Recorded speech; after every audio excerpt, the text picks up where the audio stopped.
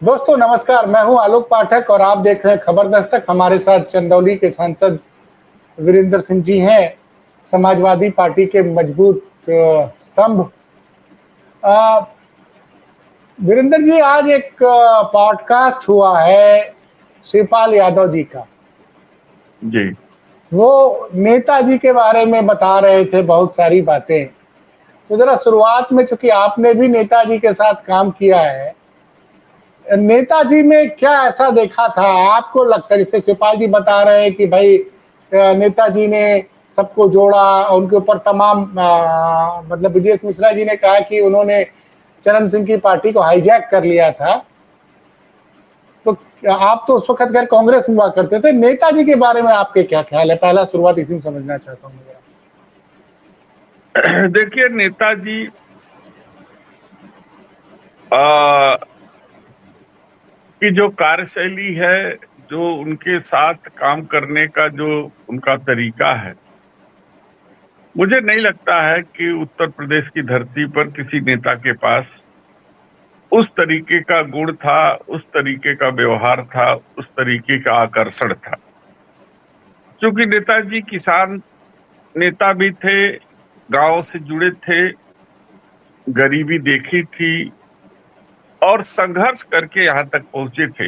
इसलिए हर स्टेप पर उन्होंने जीवन जिया था और हर तरीके की स्थिति को उन्होंने भोगा था उसको, और इस कारण से उनको कोई बहका नहीं सकता था। इसके अतः उनके आचरण, व्यवहार और कार्यशैली में वो सारी चीजें परिलक्षित होती थी। एक कार्यकर्ता के साथ जो आचरण होना चाहिए, जो व्यवहार होना चाहिए, जिसके कारण एक कार्यकर्ता जुड़ता है उनसे, पूरा समर्पण की भावना से जुड़ता है, वो गुण जो है कि हम माननीय नेताजी मुलायम सिंह यादव में था, और कभी और किसी अन्य में हम लोगों ने देखा नहीं।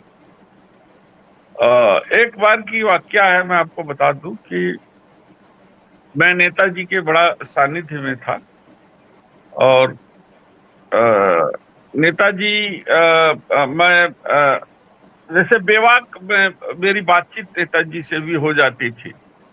और चूंकि मैं सैफई महोत्सव कराता था, तो उसके कारण थोड़ा घरेलू संबंध हो गया था नेताजी के परिवार से। तो जब मैं सैफई जाता था तो मेरी बातचीत उनके परिवार के सदस्यों से होती थी।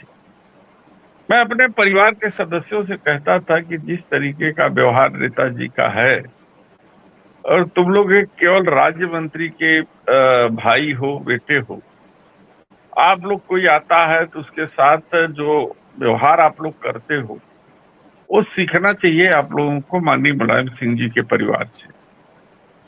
वो मुख्यमंत्री हमारे हैं और हम उनके अंडर में एक छोटा सा ओहदा रखे हैं, लेकिन जो मान सम्मान, जो व्यवहार, जो आदर उनके परिवार में मुझे मिलता है, वो एक तरीके से सीख होती है किसी बड़े आदमी के परिवार में जाकर के।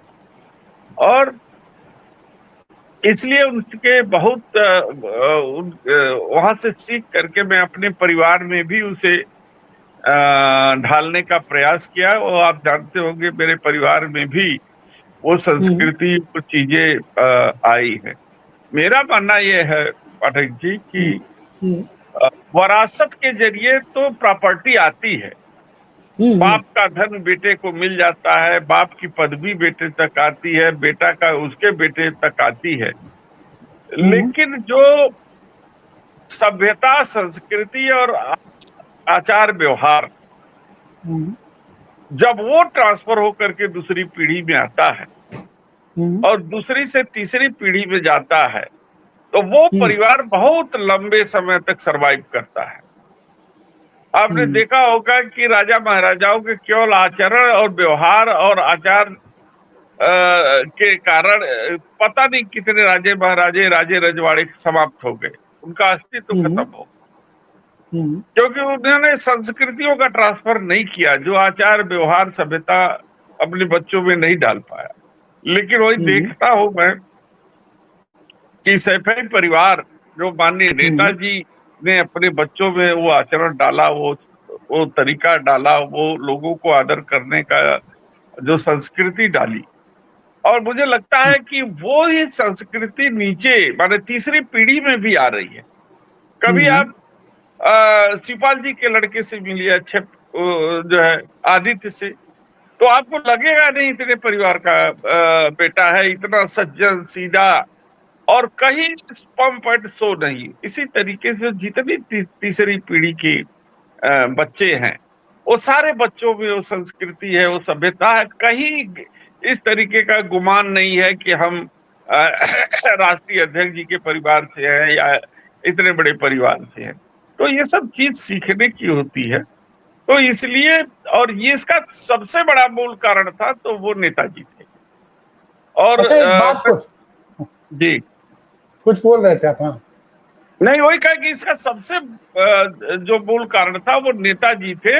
नेताजी हम्म, ने जो रेखांकित किया, उनके हम्म, परिवार का एक एक सदस्य उसी रेखा पे चल करके आचरण, व्यवहार और तरीका अपनाता है।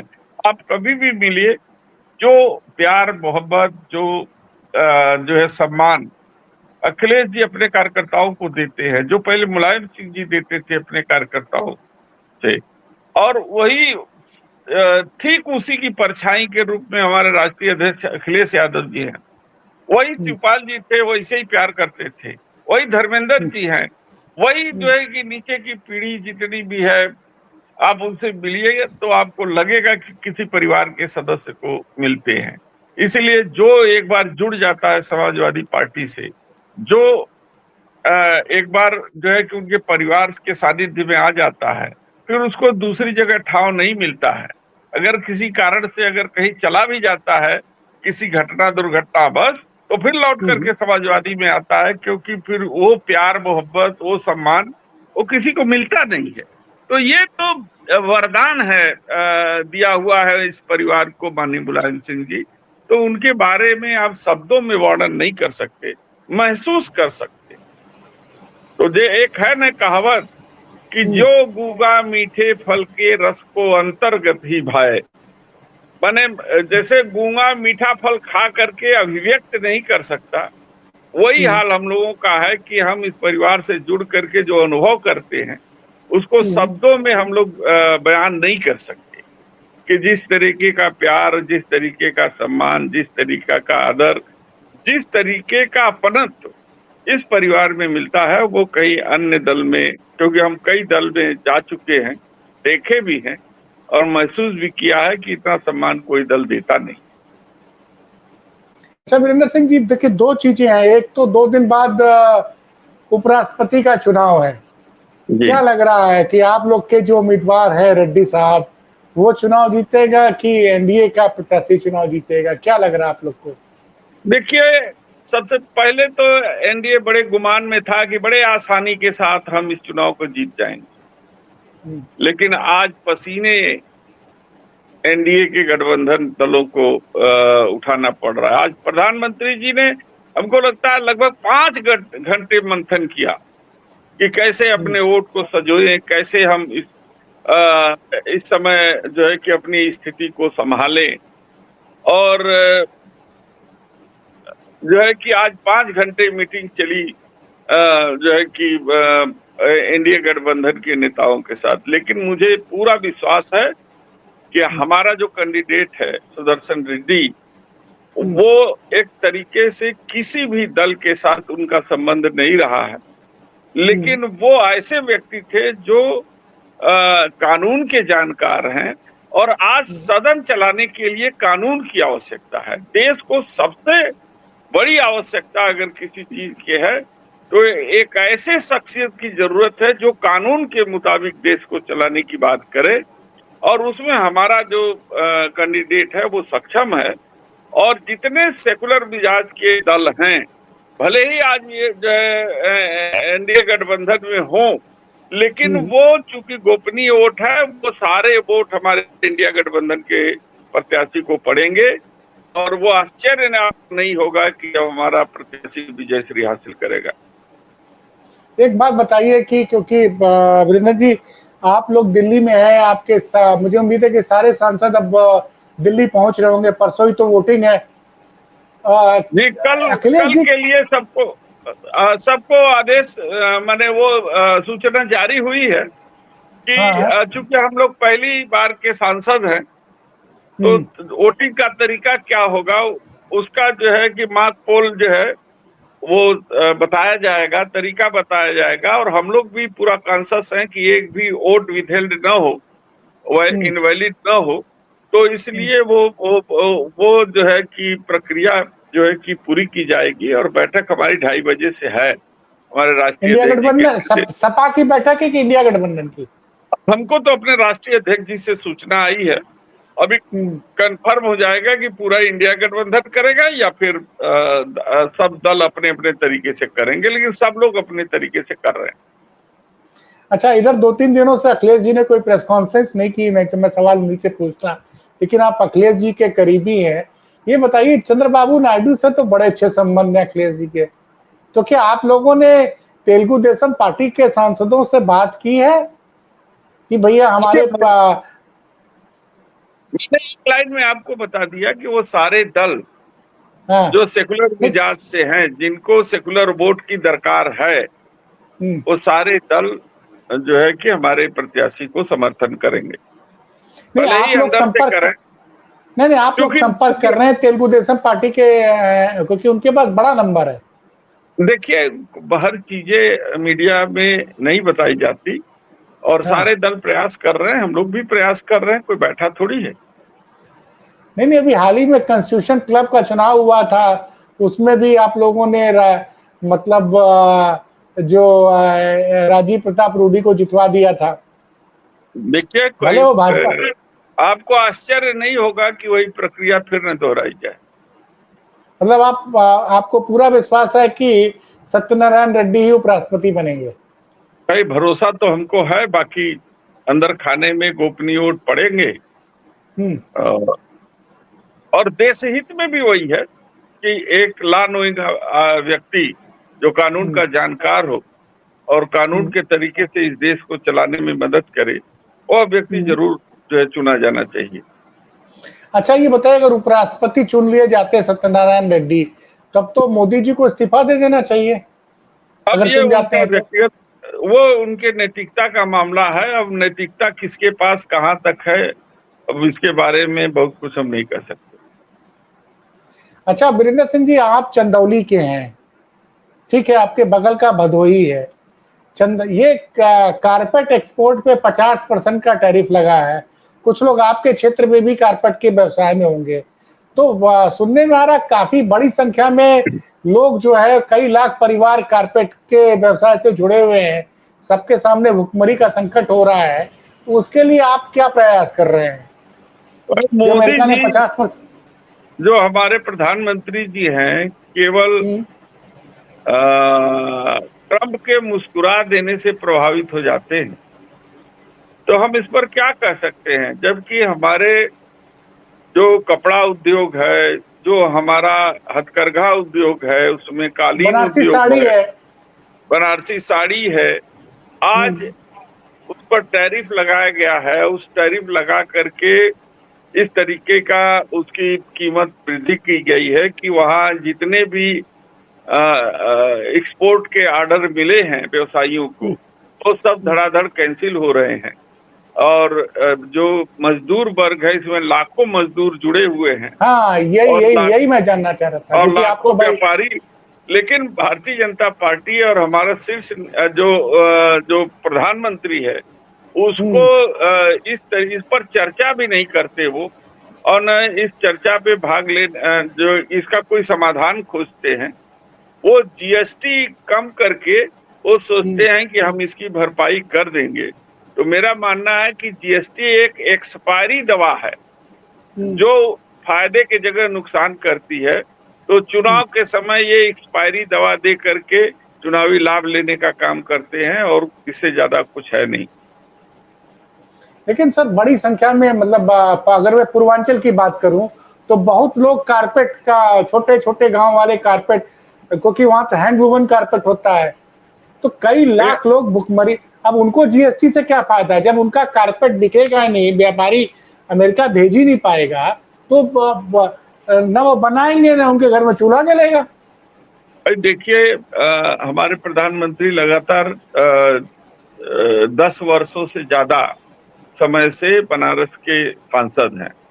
और बनारस जो बृहत्तर बनारस की यदि आप बात करें तो उसमें भदोही भी आता है, और उसमें चंदौली भी आता, चंदौली भी आता है, और उसमें आसपास के कई जिले आते हैं। मिर्जापुर भी आ तो रहा है।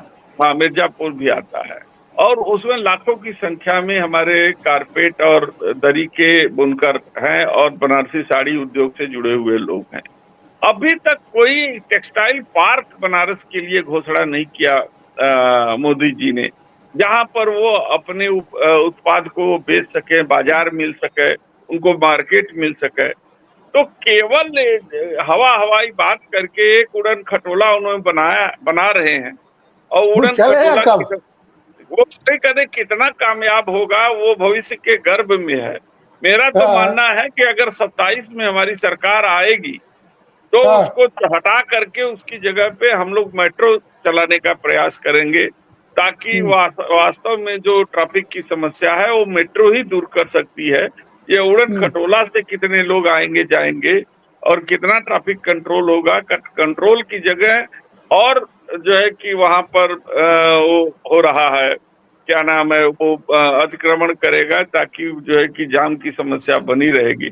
अभी एक देखा गया है कि गुजरात की एक कंपनी है जो इसी तरीके का रोपवे बना रही थी, आज गिर गया है, वहां पे 8-10 लोग मर गए हैं।